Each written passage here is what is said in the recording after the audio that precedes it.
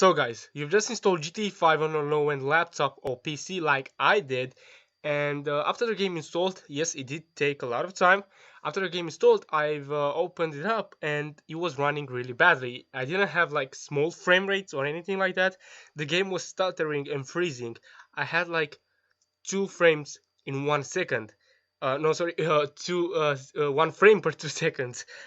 It was like I was looking at a picture. The game was constantly freezing. I just couldn't play the game at all.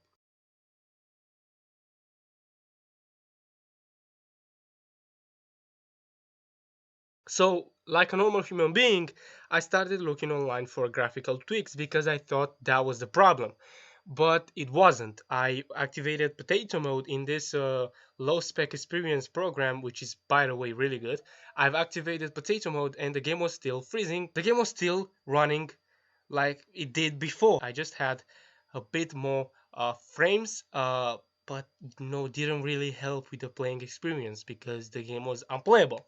So I started looking online for what could possibly be the reason, and people were saying it's a bottleneck example or it could be low RAM. So I thought that was it. You know, I had to upgrade my RAM. So later that night, I started looking online for VRAM because I knew that my GPU has a low amount of VRAM.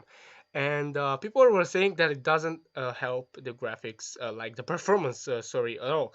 But I watched Linus Tech Tips' video, and he said that if you have the right amount of VRAM and you add more, it won't affect your performance. But if you have much lower than needed, upgrading your VRAM will help massively. And then it clicked. I knew I had to upgrade my VRAM, and I watched some tutorials and they didn't work at all.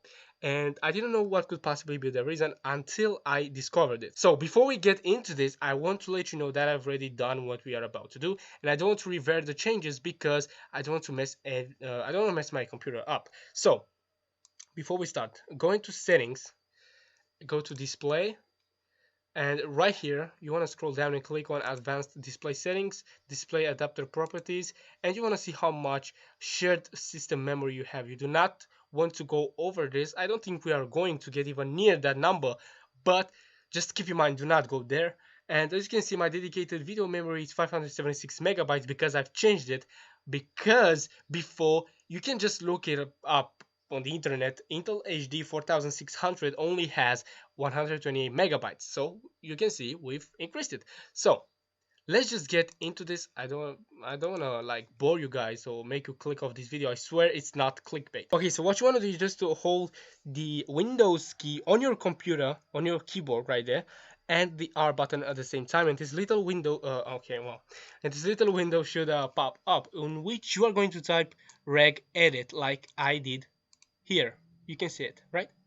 Now I'm gonna click on OK, yes, and you're going to be taken here. Let me just close this just so you can see. Okay, yours will look like this. Most definitely will look like this. Now I want to click on this little arrow where it says high key local machine. You do not want to mess the other folders. You want just to like mess around with this one. And now double click on it. Go to software, double click on software, and you'll have a bunch of freaking folders. Now what you want to do is just go to Intel. As you can see, it's right here. You just have to look for it. You'll find it eventually. You want to double click on Intel, and you can see you have another, row of folders. You do not care about them. Just right click on Intel, click on go to new and key. You want to make a key. Now as you can see down here, you want to delete it and name it GMM with caps lock on. Sorry, that's not caps lock. Now it is GMM. Now, because I already done it, as you can see right here, I'm going to delete this. Uh, I'm going to delete it because I do not want to mess anything up.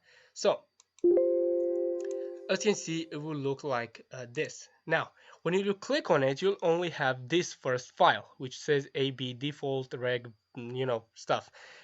This won't be here. So yeah, this won't be here, dedicated segment thing. Okay, so you want to right click on this blank white space here, click on new, and you want to make a new dword 32-bit value, like this one right here, and you want to rename it to Okay guys, pay attention because this is the most important thing in this whole tutorial. You want to make sure that the DS and the second S is in capital letters, because you write dedicated segment memory like I will right now. So I'm writing slowly just so you guys can see. And now the S, and now the S again, size. This is what you want to type in there. This is what you want to rename it to. So after you've done this, I'm not gonna do it because I already have the file right there. Okay, so after you've renamed it, it'll look like this second one right here, and this window will show up, and yours won't be called a new value. It will be called, segment size or whatever we typed there. So now you want to click on decimal right here. Make sure you click on decimal, and here this is the VRAM, right? So you want to make sure you type in the correct amount. If you have 2 gigs, you want to type 256. If you have 4 gigs like I do, you can type in 512. If you have 8 gigs, you can type 1024. Now, again, pay attention to not go over the shared memory that we showed in the start of the video when we were at the display properties, IntelliJ graphics. Just don't go over that. I have 1.9 gigs available, but I don't have enough RAM, so I can't go there. But I will type in 512 like I did in this file right here. Okay, now after you've done all that, all you have to do is just to click on X and restart your PC. Okay guys, after your laptop boots up, all you have to do is just go back to settings, display, and of course in my case it's going to be changed because it was before we started the tutorial. If you have IntelliJ 3000, I know that only has 32 megabytes, so now you've allocated more dedicated video memory. This will boost performance not only in GTA but in all freaking games. Now let's jump into GTA 5, and I'm not going to screen record this. I'm going to use my camera because of course screen recorders decrease performance. Okay, so as you guys can see, we are in GTA right now. It's just loading up. And by the way, I'm not using mods. I've only installed the car spawner mode, nothing else. No graphical tricks, no nothing. And now I'm going to show you that you can even bump up the graphics if you want. You still get good frame rates. You just have to choose. Do you either want 60 or 30? By the way, this is a Lenovo L440. It's a ThinkPad. Okay, now we are in GTA. Let me just show you how the game runs. Huh? Just tell me this is a massive improvement. As you can see, it's not a video. Let me just move my trackpad. You see, right? You see? We are moving. Look how good the game runs. And let me just show you my graphic settings. Right now, settings. As you can see, my graphics are set to, of course, normal, which is pretty much just low in GTA. Normal, it's low. They just put normal just so you don't feel bad. But as you can see, shader quality, it's set to high. Reflection quality is set to high, which of course would never be possible on a freaking Intel HD laptop with integrated graphics. And also make sure you choose DirectX 10 because that will massively improve your experience. Just look at this. You see, 512 megabytes.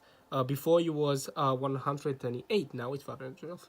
As you can see, we are over that, but it doesn't really affect the gameplay experience. Let me just show you why I told you to choose Direct 10. When you switch to 11, boom.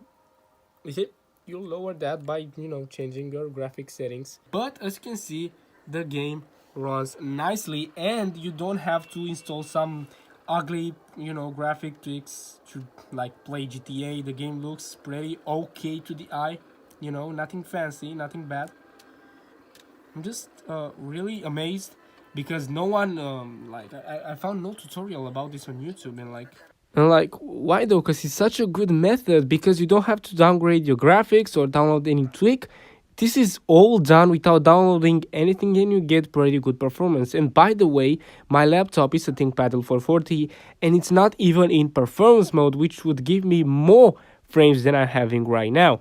Again, I don't know why this is not on YouTube or anything, but now you found it. So guys, this was it. Hopefully you enjoyed the video, and just make sure to give a like and share this video with your friends, with your low-end PC friends.